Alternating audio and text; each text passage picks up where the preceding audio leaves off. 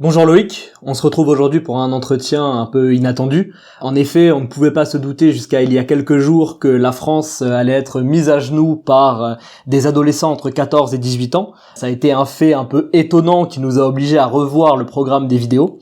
Donc en effet, on va revenir sur les émeutes que connaissent actuellement de nombreuses villes de France et qui font suite à la mort d'un jeune de 17 ans à Nanterre qui a été abattu par un policier à la suite d'un refus d'obtempérer. Bien sûr, et on le sait depuis plusieurs années, voire depuis plusieurs décennies, la France est coutumière désormais des émeutes dans les banlieues des métropoles. Ce qui est véritablement marquant ici, c'est l'intensité qui semble dépasser maintenant, on est le 1er juillet, celle de 2005. Ça a été souligné par plusieurs observateurs. Avant de rentrer dans le vif de l'entretien, je vais vous rappeler l'importance de vous abonner à la chaîne, de retrouver effectivement les cours qui sont disponibles sur le site de l'Institut Humanisme Total et qui vous permettent d'approfondir tout un ensemble de questions que l'on aborde dans ces vidéos, qui sont avant tout une introduction. Et pour finir, effectivement, pour nous soutenir, vous avez aussi le Tipeee. On va maintenant rentrer dans le vif de l'entretien. Je vais commencer en faisant un lien avec ton dernier livre, Pour une souveraineté intégrale. Donc, dans ce livre, tu parlais du développement des sécessionnistes, donc qui est lié à la déliquescence de l'État français, de l'État républicain. On semble aujourd'hui complètement là-dedans avec les émeutes.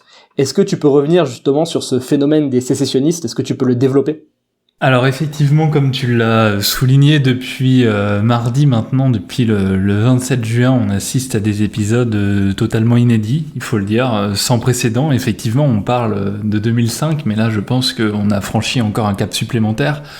On pense notamment à des épisodes certains soirs comme à Marseille où finalement les forces de l'ordre ont été contraintes de reculer et ont dû faire face effectivement à un ensemble d'exactions hors du commun et qui s'étendent sur la grande majorité du territoire, en tout cas dans les villes moyennes ou dans certaines métropoles. J'aurais envie d'ajouter, même puisqu'on entend beaucoup de gens se référer à ce film qu'on avait pu critiquer, mais à Athéna pour nous dire « nous sommes dans Athéna », eh bien j'ai envie de dire que ce soir et depuis déjà au moins 2 soirs, nous sommes même déjà au-delà d'Athéna, c'est-à-dire que ça ne se localise pas uniquement dans un seul lieu, dans une seule cité, et finalement, eh bien, le fait de faire reculer l'autorité de l'État, de faire reculer les forces de l'ordre, ça a déjà été fait, et finalement, on sent bien que c'est la pagaille généralisée. Donc effectivement, nous parlons des sécessionnistes pour désigner très clairement l'ennemi politique qui prend différentes formes. On pourrait parler bien sûr du capital apatride, évidemment, que l'on vise toujours et qui n'est pas anodin là encore dans ce qui est en train d'arriver. On peut désigner aussi bien sûr les nouvelles couches moyennes supérieures, notamment urbaines, très écologistes, qui nous font croire que nous sommes tous dans le même sac pour justement sauvegarder Gaïa et oubliant justement des distinctions fondamentales, les particularités nationales, etc. On a souvent eu l'occasion de s'y arrêter, mais le troisième groupe qui correspond à ces sécessionnistes, c'est aussi les racailles et cette délinquance que nous voyons proliférer très clairement ces derniers jours. Or, on le voit bien justement ici, la maîtrise des rodéos, puisque effectivement Naël, qui n'avait visiblement pas grand-chose d'un petit ange, n'en déplaise à Kylian Mbappé, eh bien ici pratiquait ce qu'on appelle les rodéos, effectivement dans un véhicule de location dont il n'avait pas le permis, et pour occuper l'espace public. Et finalement tout cela, cette occupation de l'espace public traduit déjà une forme de reconquête des territoires pour exprimer à l'égard de la nation française, à l'égard de l'autorité de l'État, le fait que certains décident de faire sécession avec la République, décident de faire sécession avec la nation française et d'occuper des territoires sans accepter une quelconque autorité qui serait supérieure à la tribu à laquelle ils appartiennent. Donc on assiste très clairement ici à quelque chose qui n'a rien à voir avec un grand mouvement révolutionnaire, là aussi n'en déplaise encore une fois aux grands romantiques de la rue d'Ulm qui bénéficient de quartiers privilégiés, et là on voit bien encore une fois l'alliance objective qu'il peut y avoir entre d'un côté ces nouvelles couches moyennes supérieures, souvent éduquées, etc., et ces racailles dont ils ne subissent pas encore tout à fait le désordre malheureusement. Et en réalité, justement, la seule convergence des luttes qu'il y a à l'heure actuelle, c'est celle des parasites et des pillards contre le peuple français. La délinquance des rues est celle en col blanc, telle que nous l'avions décrit, telle que je l'avais décrit encore une fois il y a déjà de ça plusieurs mois, où j'avais expliqué justement cette alliance objective, non dite, non su, non établie véritablement, mais qui, encore une fois, est attestable ces derniers jours. Et on doit dire que cette sécession, elle n'est pas le produit de problématiques économiques et matérielles seulement, voire même pas du tout parfois. Il y a une scission très claire avec d'un côté, disons-le, une majorité qui a renoncé à utiliser la violence pour se faire justice elle-même et qui a délégué ce rôle à l'État et à la police, qui est le propre, disons-le, du contrat social. Cette majorité-là, ce sont les producteurs sédentaires. Et de l'autre, nous avons finalement ces racailles, pillards, qui finalement sont solidaires sur des bases d'abord et avant tout ethniques, tribales, et qui refusent en réalité la souveraineté de l'État au profit de leur logique totalement archaïque. Et nous devons insister sur le fait que ces bandes fonctionnent bien sur des bases ethniques, religieuses et criminelles. Et ce n'est pas nous, encore une fois, qui souhaitons insister sur ces points-là, c'est une réalité de fait. C'est la manière dont ils se présentent, c'est la manière dont ils le revendiquent, et c'est ce à quoi nous ne faisons face. Donc soit nous décidons et nous acceptons de regarder la réalité telle qu'elle est, soit effectivement nous la voyons au travers de filtres qui sont ceux de pseudo-puristes qui en réalité enveniment les situations. Et ce fonctionnement des bandes sur des bases ethniques, religieuses et criminelles, l'exemple paroxystique que nous avons pu avoir il y a quelques années de cela, justement, c'était déjà Mohamed Merah, passé de la délinquance au djihad. Et donc, quand on entend notamment Jean-Luc Mélenchon, notamment la France Insoumise, nous dire qu'en réalité, ces émeutes, elles sont le fruit de populations qui manqueraient d'infrastructures étatiques. Alors déjà, c'est un comble quand on connaît, comme c'est mon cas et je l'ai souvent rappelé, les déserts que représente la ruralité. Enfin d'ailleurs, il n'y a plus de ruralité pour parler justement, mais les déserts que représentent aujourd'hui les campagnes et dans lesquels justement il n'y a absolument plus rien. Plus d'écoles, plus de bureaux de poste, plus de boulangerie, plus d'artisanat, rien du tout. À tel point même qu'effectivement, pour les gens qui vivent dans des quartiers sécurisés, encore une fois, ces nouvelles couches moyennes supérieures, la petite mondanité parisienne, les petits étudiants du NPA ou les gauchistes donneurs de leçons qui vivent très souvent dans des quartiers sécurisés duquel ils disposent absolument tout dans leur rue, eh bien finalement ils ne comprennent pas que rien c'est rien en fait. Là où je vis, à proprement parler, il n'y a rien. L'hôpital le plus près est à 40 minutes de voiture et on pourrait comme ça en parler longuement. Donc déjà c'est globalement faux. Ça, c'est la première chose.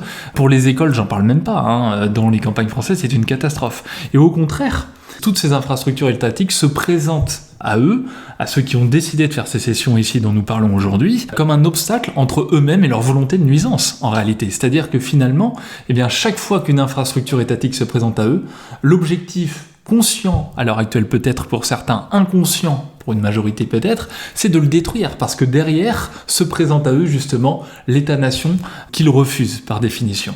Et donc les positions adoptées aujourd'hui par des groupes comme la LFI sont totalement grotesques, pour ne pas dire complètement aliénatoires en réalité. Il y a une forme finalement aussi là de subvention qui apparaît comme un tribut à payer aux pillards en réalité, dans une logique de chantage du fait d'un État qui est incapable de contrôler ses marges. C'est-à-dire que finalement, on va essayer, plutôt que de regarder la réalité en face, de négocier, de produire un chantage, de dire on vous octroiera davantage de subventions pour avoir davantage de choses, etc. Ces mêmes choses qui seront dans la foulée détruites. Et clairement, il faut le dire, nous n'avons pas ici affaire à des jeunes. Alors, effectivement, nous avons affaire à certains jeunes de par l'âge qu'ils ont. Et d'ailleurs, là encore, il y aurait beaucoup de choses à dire, parce que ce n'est pas pour rien si on y envoie des jeunes de 12 à 17 ans, qui sont pénalement moins répréhensibles, comme c'était d'ailleurs le cas aussi de Naël, justement. Mais cette qualification ne veut absolument rien dire. De quels jeunes parlons-nous ici ? Employer ce qualificatif permet simplement de dire, vous voyez, il faut que jeunesse se passe, c'est pas bien grave, etc.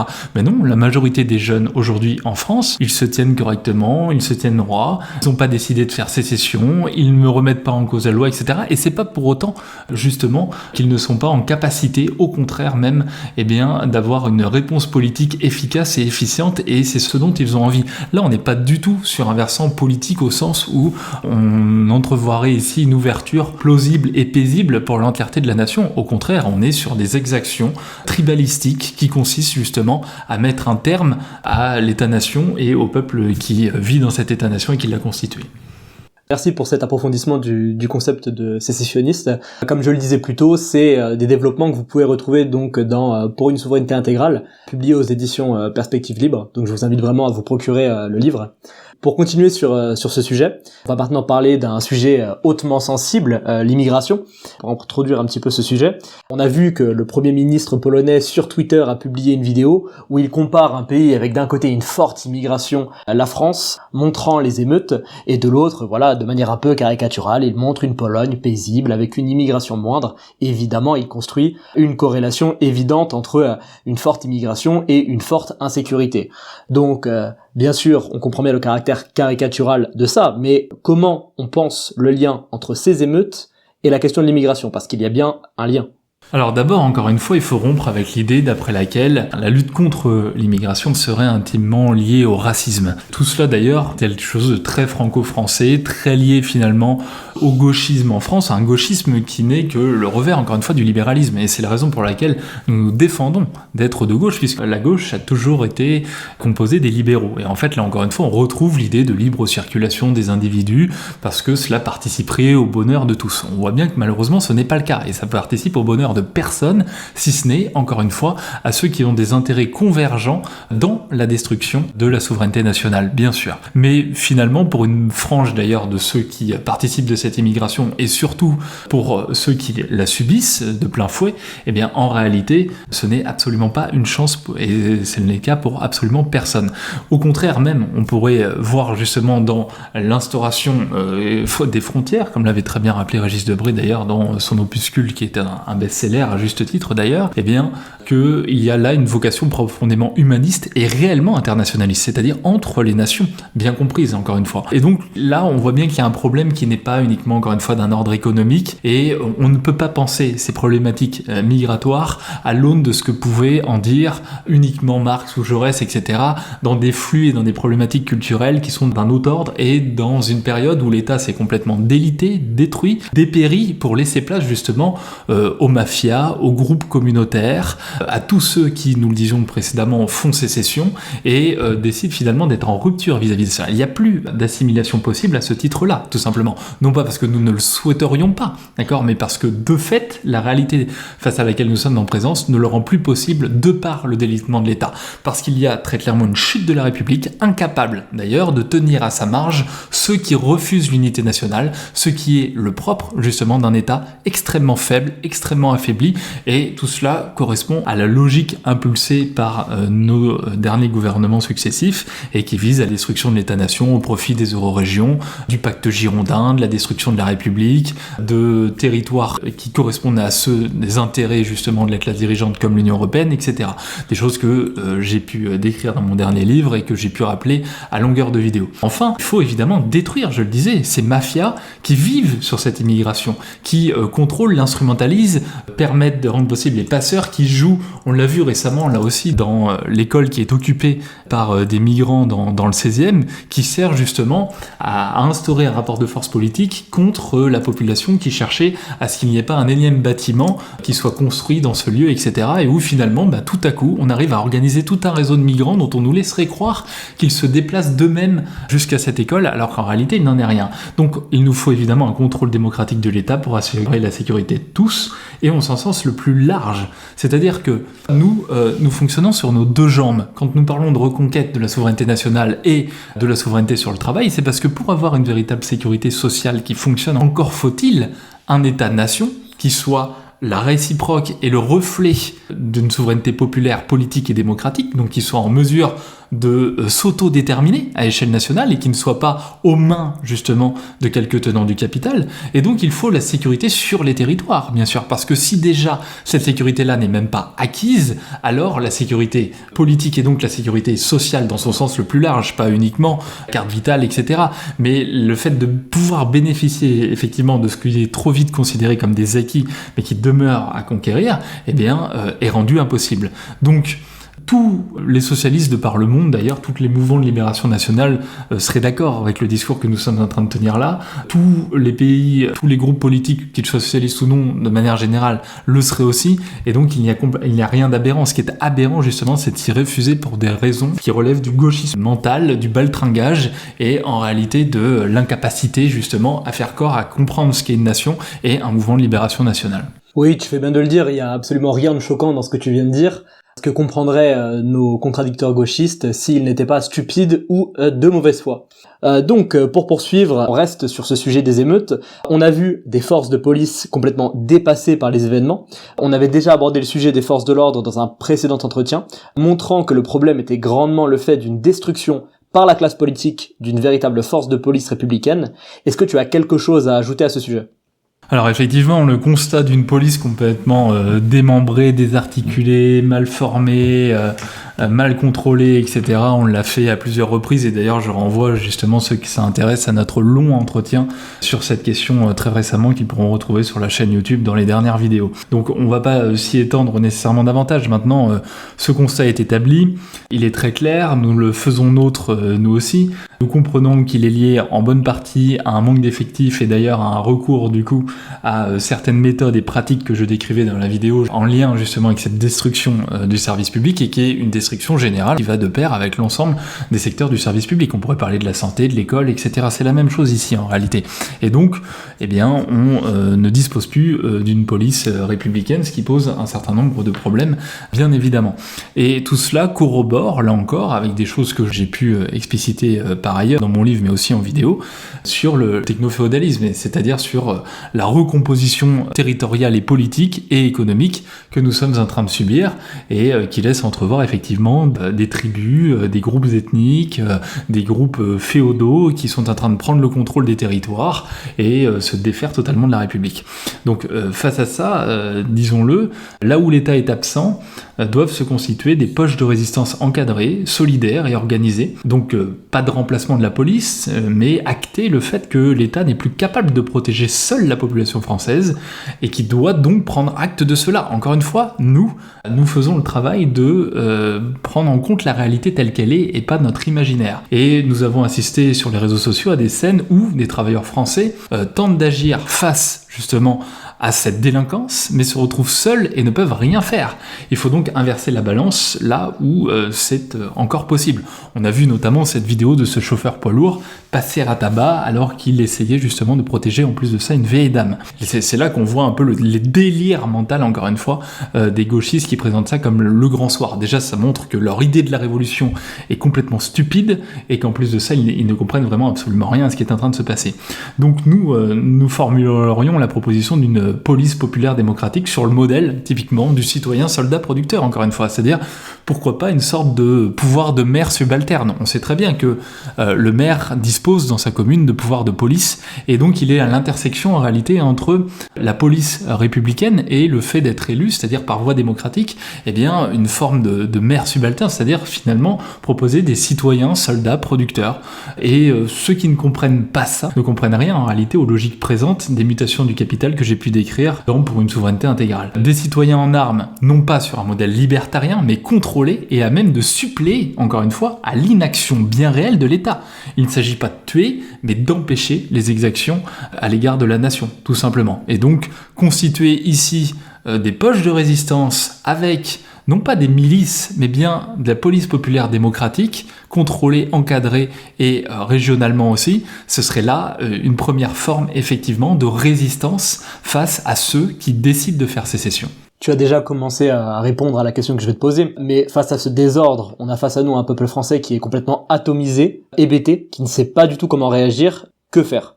Oui, alors ça aussi, c'est le lot de l'ensemble de nos entretiens depuis plus d'un an maintenant, et même avant cela, de dire que effectivement l'atomisation de la population est telle que finalement les gens sont à la fois dans des peurs et des angoisses croissantes, de plus en plus légitimes par certains aspects, mais dans une déchéance anthropologique où finalement, eh bien, ils ne sont même plus en capacité à la fois de se regrouper, de constituer des forces viables, non pas encore une fois pour mener la guerre par volonté belliciste, mais bien simplement pour conserver les acquis qui sont ceux de notre pays, de notre nation, tout simplement, et qui sont les seuls garants d'un processus différent, nouveau, vers lequel nous pourrions aller, et qui serait profitable à chacun, d'accord ? Il ne s'agit pas d'envisager des réformes sociales dans un cadre qui ne soit pas national à l'heure actuelle. Ce n'est ni avec la tribu, ni avec l'Union européenne qu'on va pouvoir les envisager. Donc ne pas comprendre ça, c'est encore une fois être dans l'illusion la plus totale et faire le jeu, malheureusement, des classes dominantes. Donc nous avons effectivement des populations où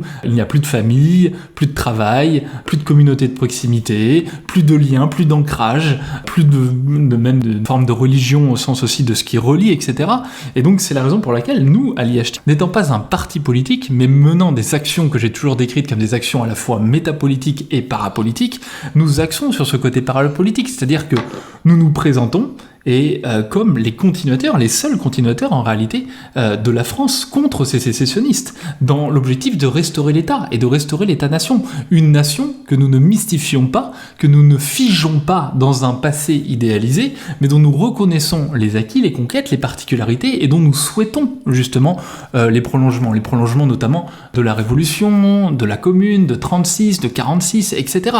Et pour que cela puisse avoir lieu, eh bien ça ne peut pas se faire dans le chaos. Un chaos qui, rappelons-le d'ailleurs, n'est pas si vrai que cela, puisque nous assistons moins à un chaos, comme nous en parlions tout à l'heure, notamment dans les exactions qui ont lieu et qui entraînent la pratique notamment des rodéos, etc. Nous sommes plutôt dans l'instauration d'un autre ordre, c'est-à-dire qu'il y a imposition d'un ordre pour déconstruire ce qui est, plus que dans un chaos en réalité. Encore une fois, une logique tribale, ethnique, d'ancrage local contre l'État.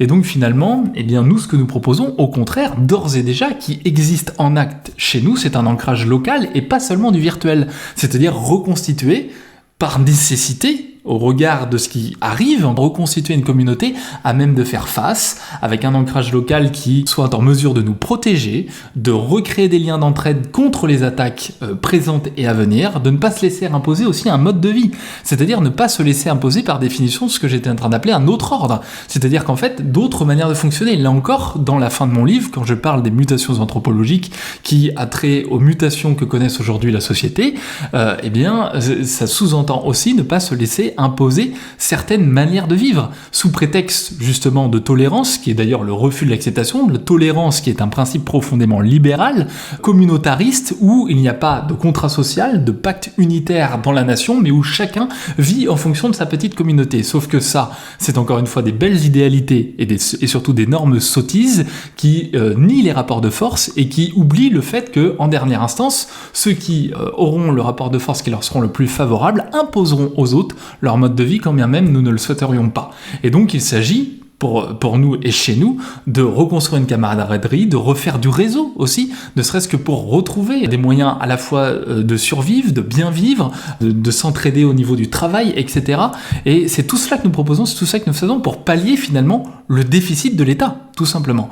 Et donc, ici, nous nous adressons aussi aux individus qui ont cette sensation d'être atomisés. Et nous leur proposons justement de nous rejoindre pour refaire acte de communauté face à ces communautés qui se constituent, non pas pour être une énième communauté, mais pour être la seule communauté en capacité justement d'assumer l'ensemble de l'héritage de l'histoire de France, et pas uniquement, encore une fois, soit la France mythifiée, soit celle qu'on rêve de déconstruire, pas uniquement la France des rois de France où nous ne serions que des gueux, ni la France inexistence des gauchistes noyés dans le marasme de la supranationalité aux mains justement de l'Union européenne, de l'OTAN, des va-t-en-guerre, etc., mais de l'ensemble de l'héritage de la France, celle qui a permis justement à nos grands-parents, à nos arrière-grands-parents, de commencer à un peu mieux vivre que les générations précédentes, chose qui est complètement remise en cause à l'heure actuelle. Donc pour pallier au déficit de l'État, eh bien, refaisons communauté pour nous étendre à l'échelle de la communauté nationale, et donc restaurer l'État et l'État social. Et donc restaurer aussi la République, j'y tiens, mais une République sociale, et non la République des petites putes qu'on est en train de voir à l'heure actuelle.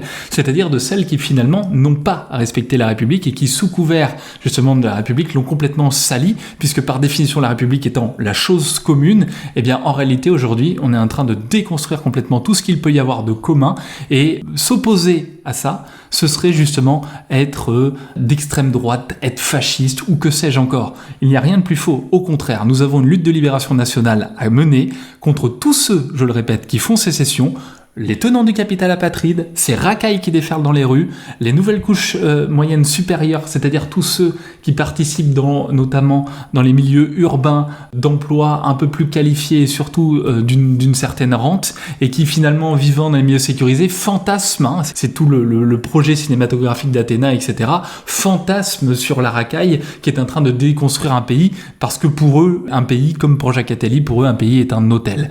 Eh bien, si vous voulez y mettre un terme, si vous voulez assumer l'entièreté de l'héritage et restaurer l'État-nation, eh bien, je vous invite à nous rejoindre et à faire un constat sérieux, loin du romantisme gauchiste. C'est sur ces paroles fortes et justes que nous finissons cet entretien. Merci Loïc.